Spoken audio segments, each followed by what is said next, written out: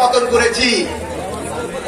তো আপনারা আরেকটু জানলে খুশি হবেন, সেটা হলো 2018 সালে আমরা কোটা সংস্কার আন্দোলন শুরু করি। প্রথম দিকে আন্দোলন করার পর সেখানে এই স্বৈরাচারী হাসিনা সংসদে বলে যে কোনো কোঠাই থাকবে না, কোঠা উঠাতে তাকে আমরা বাধ্য করি। এই ছাত্র অধিকার পরিষদ, এই গণ অধিকার পরিষদ, এই বিভিন্ন সেখান থেকে কোর্টের মাধ্যমে আবার তারা কোঠাকে বহাল করে, যেটা আমাদের এই ছাত্র অধিকার পরিষদ, এই গণ অধিকার পরিষদ, এই বিভিন্ন সেটাকে কখনোই মেনে নিতে পারে না। বিধায় আমাদের আন্দোলন আবার শুরু হয় এবং সেই আন্দোলনের এমন ভাবে আমরা আন্দোলনটাকে এমন ভাবে নিয়ে যাই যেখানে এই স্বৈরাচারী যে কালো মুখোশগুলো সেগুলো আস্তে আস্তে উন্মোচন হয়।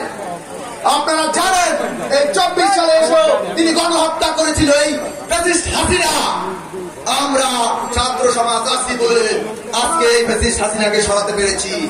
বাংলাদেশ ছাত্র অধিকার পরিষদ আছে বলে আজকে এই অভ্যুত্থান